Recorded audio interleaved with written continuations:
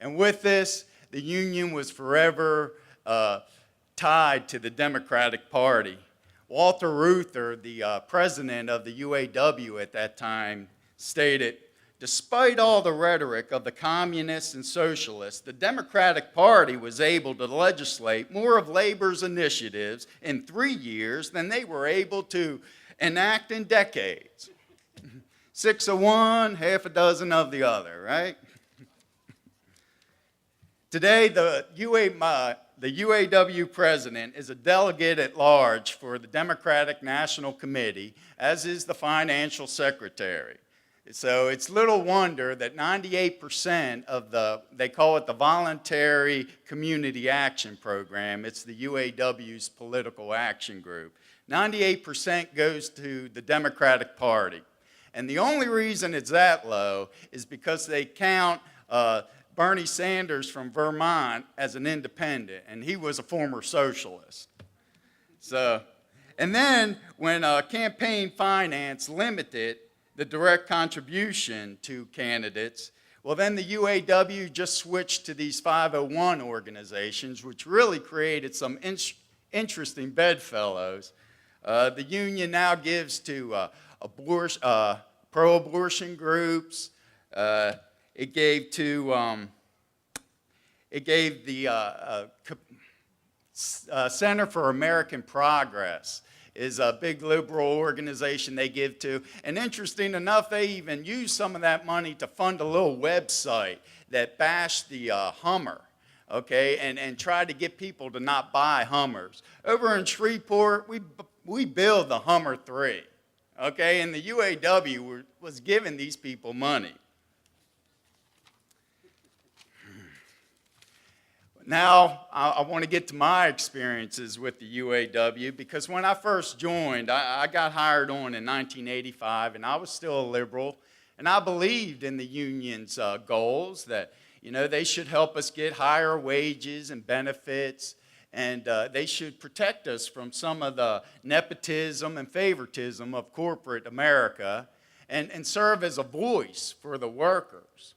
But then when I got there, what I see are wages that are based on Marxist economics, where the work you do isn't paid by the profit you create or the value you give your customers. And as far as the nepotism and the favoritism, I tell you, the union officials, they outdo the corporate management. Today, we have... working there, they've created a huge bureaucracy that fills union positions. I had a committeeman, I had an alternate committeeman, I had a zone committeeman, I had a shop chairman, I had 3 benefit reps, 2 safety reps, an ergonomics rep, a quality of life rep, an employee assistance rep, a civil rights rep, and an apprenticeship program rep. Amen. And it is. They get their ideas because they are a political organization, and they run the union just like they would run the government. Waste. And you would think with all of this representation that the workers would have a strong voice. But I learned soon that unless you're a Marxist, they don't want to hear much of what you say. One time, a few years back, they had what they called a Diversity Awareness Month. And in practical terms, that's where they pay a union official to walk around and give a liberal spin on what diversity means. And I went ahead and I submitted an article in our local union publication that asked for political diversity, and that when the UAW narrows their political vision, they eliminate all kinds of possibilities that would help us solve our problems. They wouldn't publish it.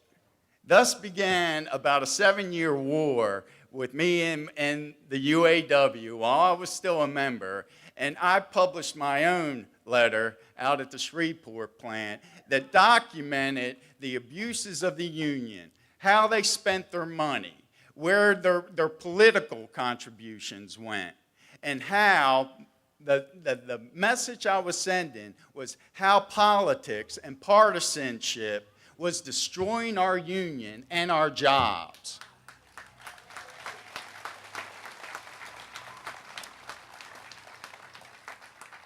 All the while during this 6 years, I was harassed, my family was harassed, they threatened me, they assaulted me, and this is while I was paying them union dues.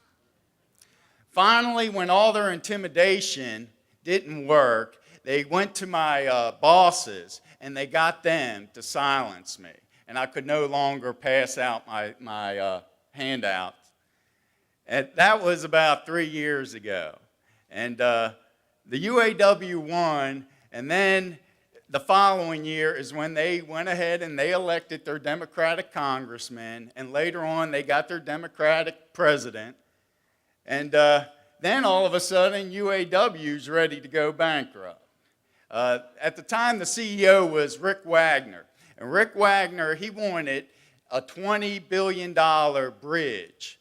His argument was that the Democratic Congress, one of the first things they did when they took office was impose higher CAF standards, which was going to cost GM billions. They wanted the money that they set aside to use that. And Wagner claimed that if he got through this hard spot, there wouldn't have to be a bankruptcy for General Motors.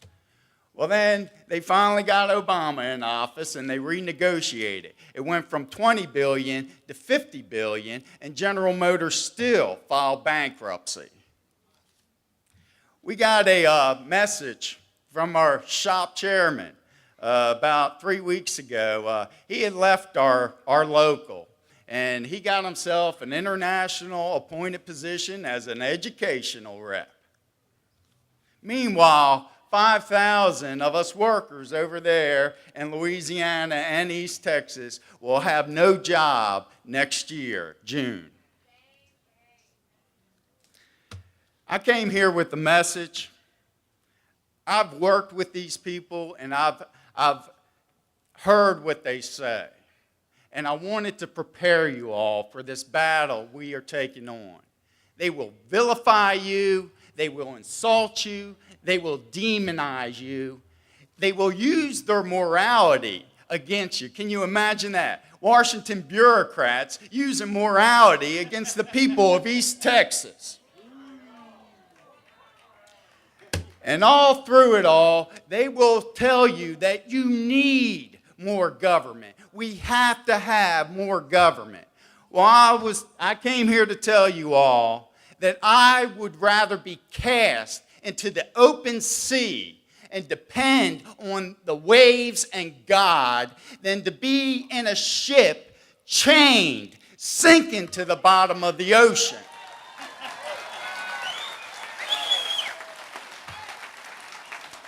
We got a long road ahead of us, but we can win this, and we can take back America.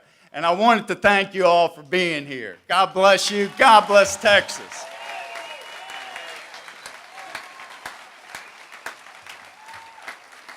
Thank you, Kevin. Gotta like that socialism, don't you? Margaret Thatcher had a nice little quote about socialism. Said, the problem with socialism is that you eventually run out of other people's money. Ronald Reagan had one a little better, I think. He said, socialism only works in two places. Heaven, where they don't need it, and hell, where they already have it. All right. Our next speaker is, wait, hold on a second. Hello, hold on. You wait, yeah? Nancy? It's the Speaker of the House, Nancy Pelosi. Hold on a second. Yeah? No, I'm in front of all these patriots. Yeah, great people. It's a tea party. It's great. They're having a good... Hold on a second. She wants y'all to leave and go home. She says her and her fellow liberals know more about how to govern your lives than you do. Hold on a second. What should I tell her?